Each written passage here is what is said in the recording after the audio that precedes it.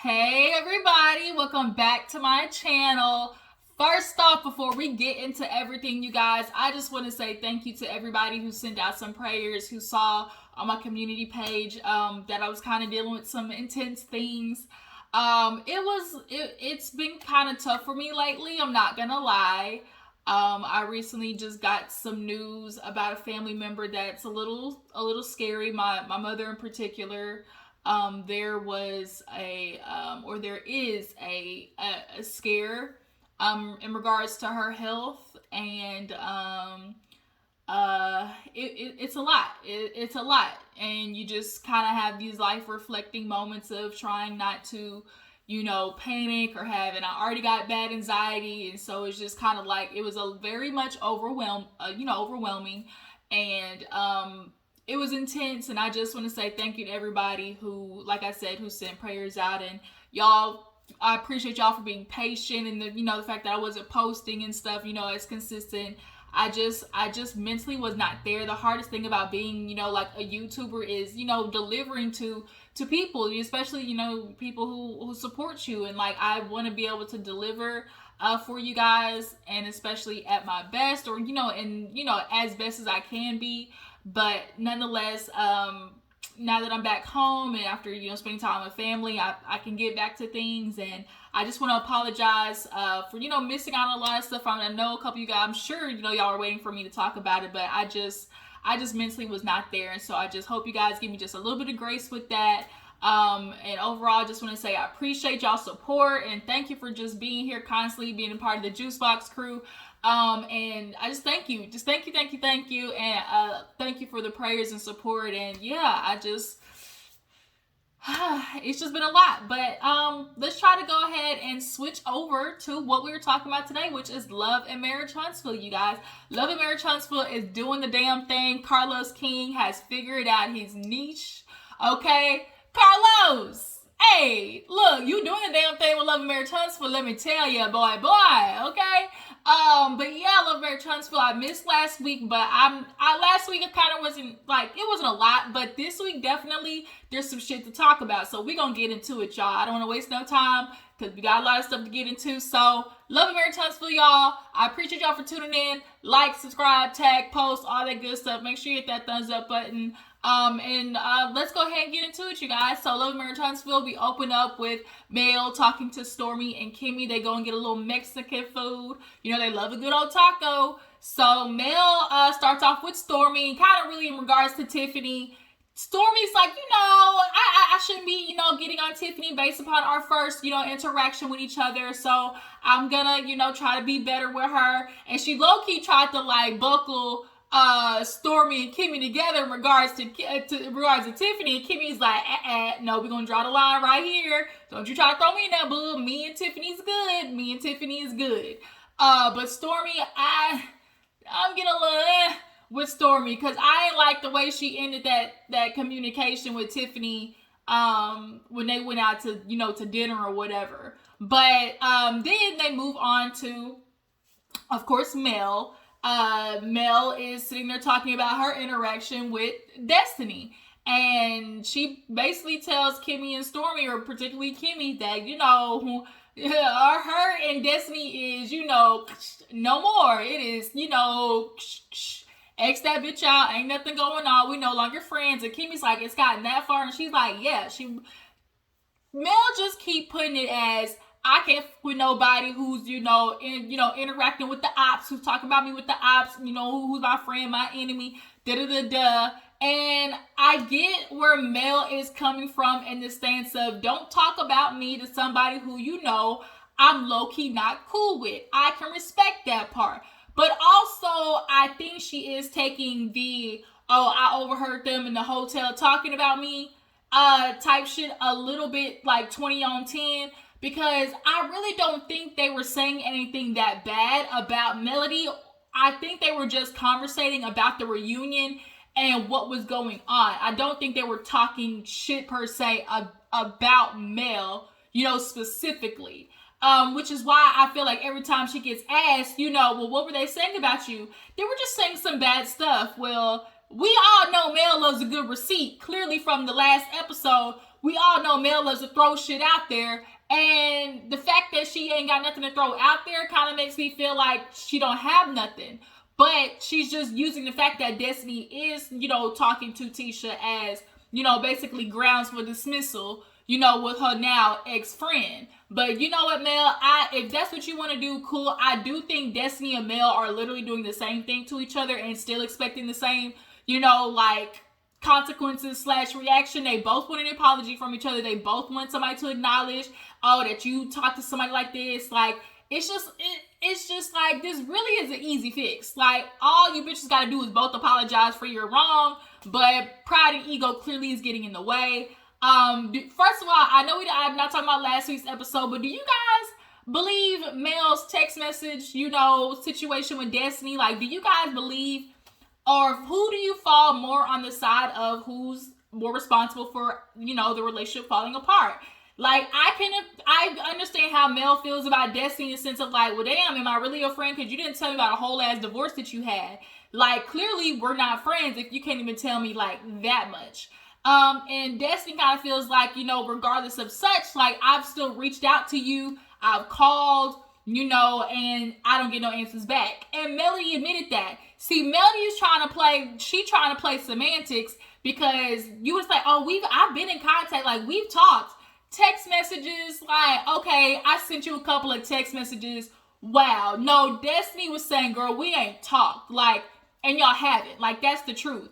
But but Mel in particular knew to do text messages because she knew she could always go back and at least say, look, this is right here. That's where I sent you a text message. Like, look right here, read this. Like, remember, I reached out to you. But that's not talking to somebody, Mel. Like, you know that. But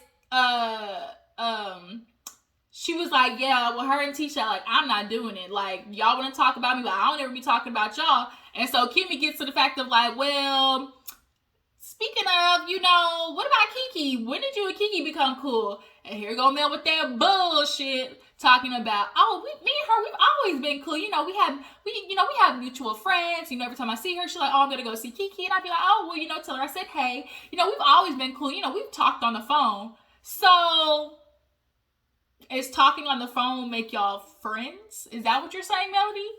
The one person who likes to say, who likes to keep her circle small, I only keep certain people around me. So because y'all talked on the phone a couple of times, now y'all are friends? Is that what you're saying? Just say we cool. Just say, we are associates. But friends, Melody, miss me with that. Even Kimmi, I'm glad Kimmi was like in the confessional, like, girl, I ain't never seen her at any of your events. I ain't never seen her at any of your parties. It's a method to the madness. Bitch, Kimmi, boo-boo. Look, bitch, we see each other, okay? We see each other. We see that this is definitely some chess, not checkers bullshit. Because Melody, I feel like this season has had it. After that reunion, she is realizing that everybody knew about coleslaw. Everybody knew about, Martell and his, indiscretions. And so it's like, I can't trust nobody. Y'all bitches is not for me. I'm not for you. Let's get to stirring. Like, this is Melody this whole fucking season, just sitting there doing this. I'm gonna stir this bitch up. Just what's it called? Boil, something in trouble. Just doing this just all damn day. So Kimmi's just kind of like peeping and like, okay, bitch. Okay, y'all are friends. Right.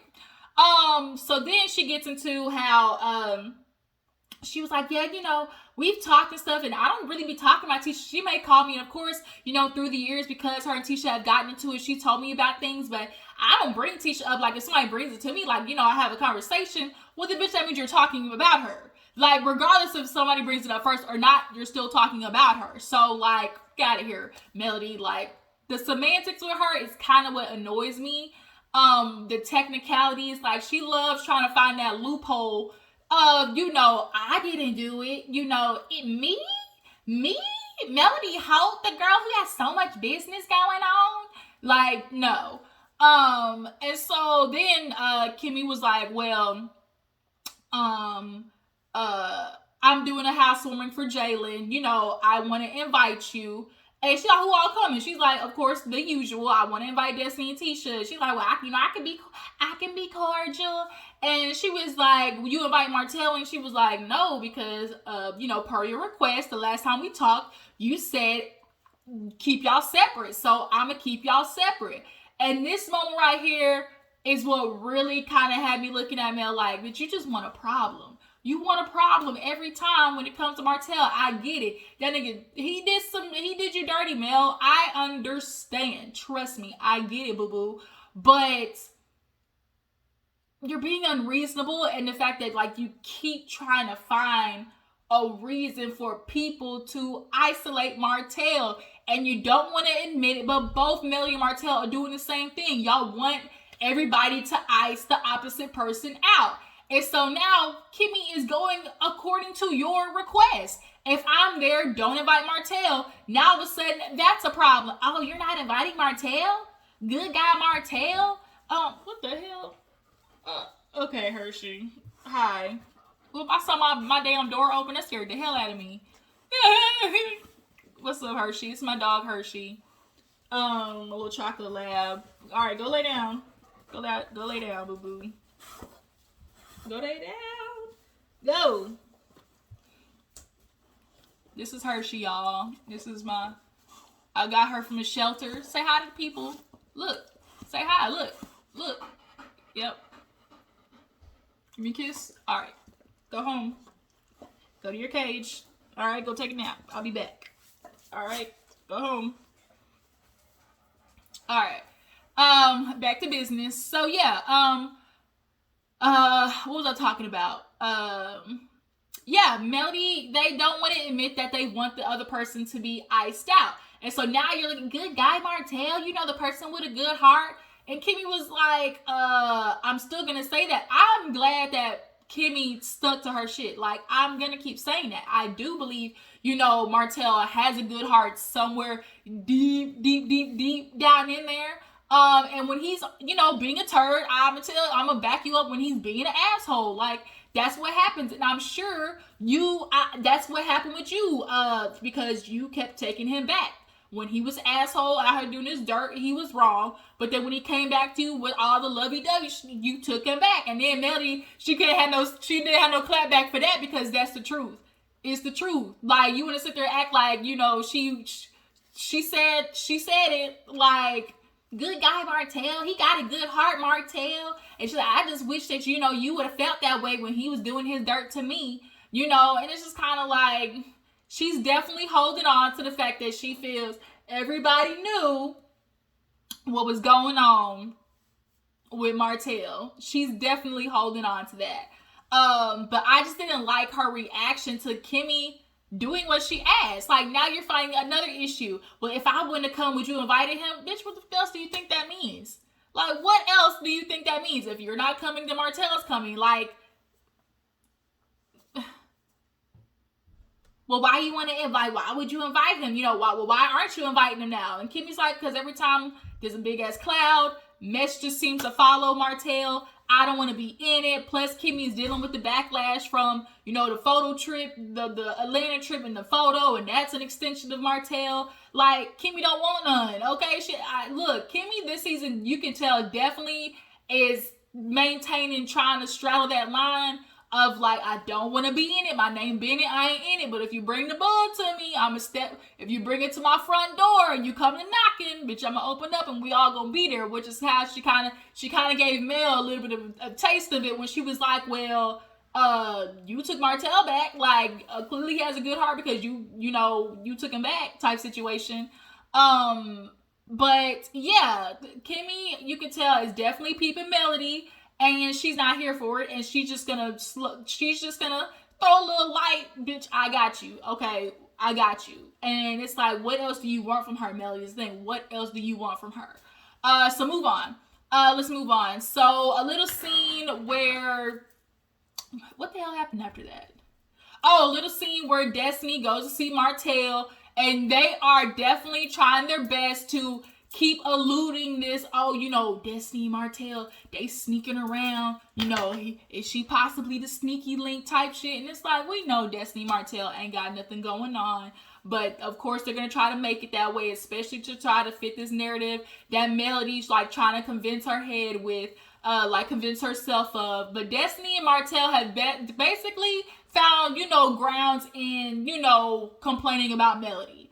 And I want to know, whose house is that y'all recording in? Did anybody else have that question to themselves? I'm like, is this Martell's house that he bought himself? Is this Arion crib that he's at and they just got her in another room, like she ain't filming? Or was this like a place that they got together? Like, I was sitting here wondering, like, who crib y'all filming at? But she basically was like, he was like, oh, when the last time you talked to Mel? Well, we saw each other and it didn't end good. You know, she's mad at me. Like, we're basically having issues. She told me that, you know, we looking at each other like, well, you ain't a good friend. Well, you ain't a good friend either type stuff. And she's mad at me because I still hang out with you. And of course, Martell, well, I've known friends longer than you. And then Destiny and her confessional was like, you know, she was definitely trying to make a point of, I'm going to see my longtime friend Martell. Like, it's unrealistic for Mel to really expect people to cut Martell out of their friend circle. Like, it's unrealistic. And on one hand, you sitting there, you want everything to be separate in the sense of like, everybody knows, okay, if you're there, we're not going to really bring up Martell, or we're not going to invite Martell. But if you're not around Melody and if they're, you know, still with Martell, like, quit trying to find the issue with that. Like, I get it, boo-boo. We know this nigga did you dirty boots. We get it. But it's just like, he's still a friend to everybody. Like, he's still in their circle. Let me get going. I'm talking too damn long. But yeah, so basically these two are just like talking about Mel. They basically found ground to just still be bad at Mel. Of course, Martell, he's always gonna try to find a way to Mel look bad. Oh, she want people to be mad at me. She don't want nobody to hang out with me. That's what she always does, you know. And so Melody at this point was like, I don't even know what to. I mean, Destiny at this point was like, you know, it is what it is. Like, we're friends for a season, you know, not a reason type stuff. And it's just kind of like, it definitely is kind of a sense of a hate Mel train going on this season. There's like a little air of, you know, like, we gonna pack it on top of Mel. But Mel, she is out here, you know, you know, firing off shots because she's seeing everybody and just she tapping everybody out, like, bring it if you want to, and I'm gonna come with the mess. Because that Keke move definitely was her airing bitches out. In particular, you know, Tisha. Speaking of Keke, let's get to it. Wanda goes over to see Tisha, and Tisha fills her in on basically her and Kimmi making up. You know, basically Kimmi explained the whole reunion situation to her liking, and you know, they're back good. And Wanda's sitting there looking at her like, a snake is a snake is a snake. I guess she shed her skin a little bit. Oh my gosh, these spam calls. She said a snake is a snake is a snake. That is Wanda's thing. She a snake. She a snake. Like, you could tell that's all Tisha heard growing up with Wanda. She a snake. She a snake. And now that's how she constantly moves. The minute somebody does something that she don't like, it's she a snake type situation. But yeah, so she was like, well, speaking of Kimmi, she told me about Mel's party. You know, I'm cool not being invited. You know, we're friends. You know, we're not friends. You know, we can be cordial. And Wanda was like, oh, y'all not friends? And she was like, no, we cordial. But she did tell me that Keke showed up. She like, my niece Keke? She was like, And now Wanda's like, oh, hell no, we not doing this. We not doing this. My niece over there talking with Mel, nope, she better shake a bone and get the hell on. You know, that's what she said. Now she getting down dirty with them messy bitches is how she feels. And so, of course, Tisha feels some type of way because it's like, you over there talking about me, we cousins, you know. And Wanda, of course, is like, now she acting like a snake. She, I feel some type of way. How is it that, she your family, but Kimmi came to tell you about her going over to Mel's house before she did? And I can mess with you on that, Wanda. Like, that's your cousin. Like, she should have told you, hey, I'm letting you know I'm filming with Mel, or I'm over there at Mel's house. Like, if y'all have gotten to the point where y'all made up, which clearly, like, that's what everybody's getting. Y'all made up since all that bullshit happened a couple years ago. Then Keke, yeah, you definitely should have told her. But Keke's using this as a way to get back at Tisha. Like, she's not innocent in this by any means, like, at all. Like, this definitely is, like, I am just as much as Mel is using me, I'm going to use her. And so Wanda gives Kimmi a little bit of credit for coming back to tell Tisha. And what you can tell Kimmi is doing this season is she is going to tell Tisha every time she show up somewhere, anytime she do something, because Kimmi, Tisha, as we obviously can see, loves to try to bring up, oh, well, Kimmi, you're not my friend. You're not being my friend. Why didn't you tell me about this? Or, like, Tisha's always looking for a reason to point out how Kimmy's not being a good friend to her. And Kimmy's sick of that bull. Because I think Kimmi knows if she gets into it with Tisha again, she for sure is not going to try to make it with her. She's going to try to keep her distance, for real, if Tisha does some shit like that again, because it's exhausting trying to always appease somebody and trying to prove you're their friend, So now, Tisha talking about, Mama, don't say nothing. Like, we know how this go, Tisha. You come to your mama, you say the bull, so she can go run and tell it on the mountain. But all of a sudden, she was sit there and play, Mama, don't say nothing. So we get to Keke and no, actually Tiffany. Tiffany, and it was a little scene with Tiffany and Mel. Basically, she wants to find her biological father, wants to turn it into a girls trip. Mel loves all that good, investigative stuff. Clearly, maybe it's the Scorpio in me. She loves to blame the Scorpio, bitch. Okay, we get it. The Scorpio, we get it, Mel. We get it. So yeah, she got to tell Big Lulu about that later on in the episode, but Wanda goes over to see Keke and her. Is Keke married? Because I saw a ring. I saw a ring on her finger. On that little ring finger, I saw that. So it's just kind of like I saw a ring. Is she married or not? Or is she pulling a Mama Wanda where she just got the ring on? Like, what is it? So her and Mama Wanda talk, and she's like, I apologize. Look. Keke is stepping her game up because, bitch, you showed up looking like a whole bag of Skittles on that scene with Tisha. You could tell Keke is stepping her puss up. Okay, she's stepping that game up. She's stepping her cookie up. Her confessional look is pretty. I love that color on her skin. And she was definitely looking way better in this scene with Wanda. But they start talking. She's like, you want some wine? She's like, no, I'm good, baby. Well, I apologize.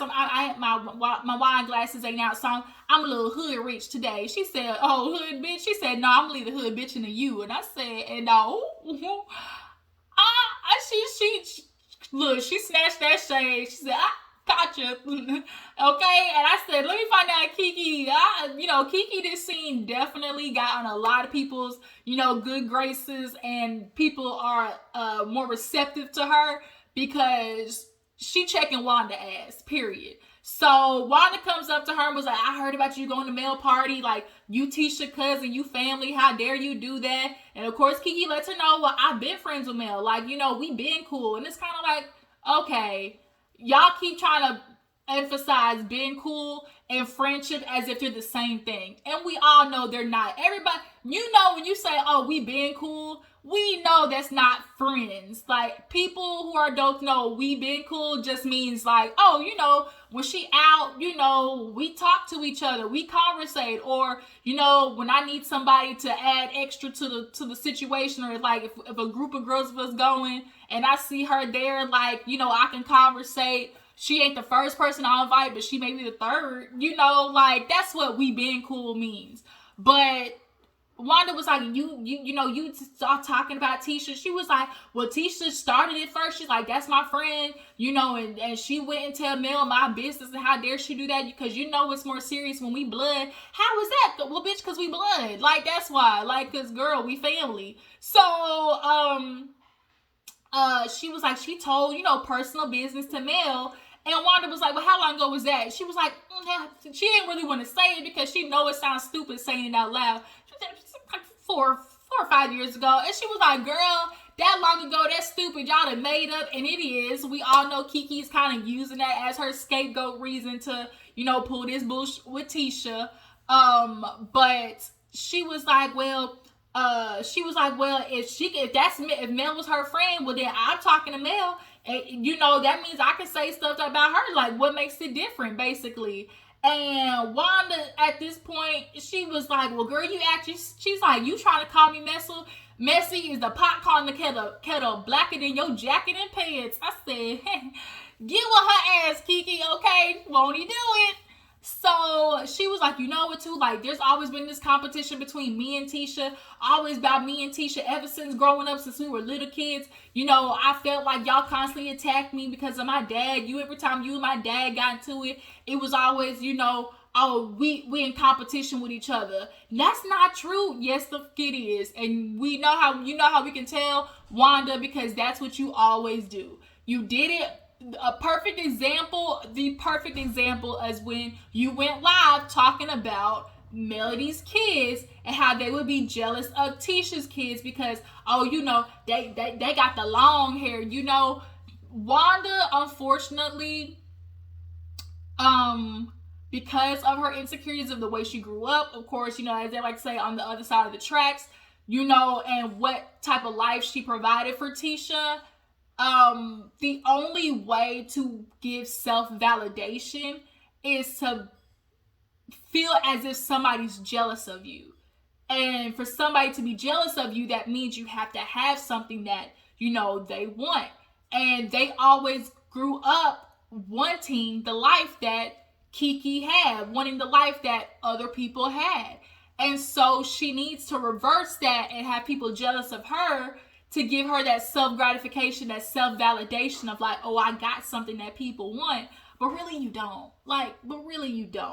And now that kind of the roles are just a little bit reversed because y'all watched, Keke grow up, in that, brick houses. The dad was an entrepreneur. I guess they had a little, they was good. And for Wanda to be, on the borderline of poverty, she was like, there always was like, oh, well, Keke did this, and Wanda always, well, Tisha did this, you pledged, well, Tisha pledged too. Like, you could tell, like, there was always, we're not going to sit here and deny, like, it's very obvious that Wanda was constantly playing keep up with other people and wanting Tisha to keep up with other people to, like, feel less insecure. But now you got your daughter in this very abusive, like, cycle with herself of being very insecure, comparing herself to others.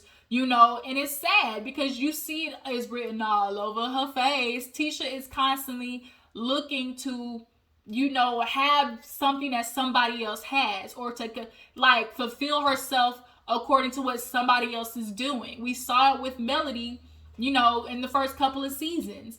So, yeah, and Keke was like, bitch, I had it up to here, had it up to there, the top of it. I can't do it no more. Like, that's why there was always strife between me and Tisha, and I'm not doing it. And, of course, Wanda, don't want to admit to it, but that's the truth. She was low-key quiet because she know that shit was true. Well, what's going on between me and your dad, you shouldn't take that out on Tisha. And she's like, I'm not. And it's like, what else do you expect from her? Y'all been doing this little messy ass tango since y'all were 13. Like, girl, bye. Now it's like, like Tisha said, I don't want to, earlier in the episode, I don't want to say jealous, because I got, the husband. Now Tisha feels like because, she on TV, she got a house, she got a business, she got all these things. Tisha can feel like she's patching up the holes of her childhood, but really you not. Like, those are all external validating things. Like, Tisha, you really got some shit you need to fix with yourself.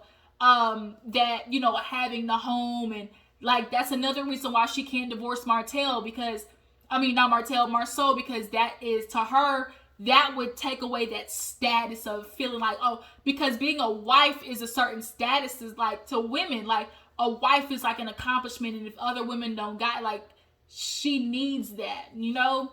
And that's why Tisha, even though she know Marsau ain't, she not letting it go. Like, she's not letting it go out of feeling like a wife is a title, you know, that keeps her, you know, up here.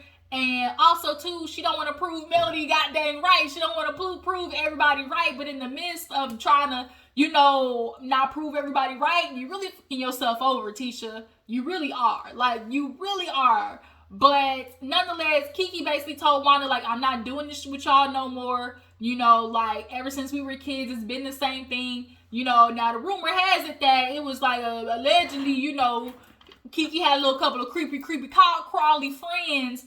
And because she was going to stay with Mel, Tisha basically told her, look, bitch, like, if you see some things with legs crawling in your bed, once Keke get out, like, I'm just letting you know, bitch, you might want to get that raid or that bed be gone, or that bug be gone, when she leave. But yeah, Wanda, Keke definitely kind of, you know, put Wanda back in her place. And I was kind of like, okay then, Keke, go ahead then. What else did they say in that conversation? I think that was it. Yeah, so last but not least, we see Big Lulu, you know, a moment on the lips is forever on the hips. Big Lulu and Tiffany, and she calls herself doing something nice and sexy, got the jazz music playing, just for it to be basically, by the way, remember I told you I was going to find my father? Yeah, I'm going to make it a girls trip. And so Louis is like, this is why you did this? Yeah, basically, yeah, just, yeah. He was like, for real? And I kind of feel for Louis in this moment, because going to see trying to find your biological father, that's kind of a real, you know, like, close quarters thing, something that I would consider very intimate. And, you know, Louis always feels like a certain type of way, the fact that her, you know, baby daddy, you know, of her son was the one who helped her find her biological mother. And now that she's passed, you know, he wants to be, you know, the husband to help, you know, be a part of that story of, like, finding her biological father. And I can understand that. And she kind of low-key dug at him in a way, because she's like, yeah, you know, Melody, she's, you know, she loves type of things, and, you know, she's very, you know, aggressive and assertive, and, you know, you're not like that, you know, you're just kind of more reserved like me, and I just really need somebody who's gonna do, you know, what I tend to not do, and I feel like that's what Melody's good at, you know. And so you can tell Louis just kind of sitting there with a smile on his face, like, you heifer, I ain't gonna go off because we in front of these motherfucking cameras. But you try to talk about, like, what? Like, did you really just throw shade at me on camera? But yeah, she wants to turn it into a girls trip. If that's what you want to do, go ahead, Tiffany. But just know it's looking like it's gonna be consequences and repercussions when it comes to Big Lulu. That's all I'm gonna say. But y'all, that trailer for the mid-season, yikes. It looked like it is going to get ghetto fabulous, and I'm here for every minute of it. But y'all, that was Love and Marriage Huntsville. I'm going to try to play catch up with a lot of stuff, so I'll be back at it. I appreciate y'all for tuning in. Thank you guys, all the support and, you know, the prayers and everything. And y'all stay tuned. Make sure to like, subscribe, all that good stuff. Follow my Instagram and Twitter, and I will catch you guys later. Deuces.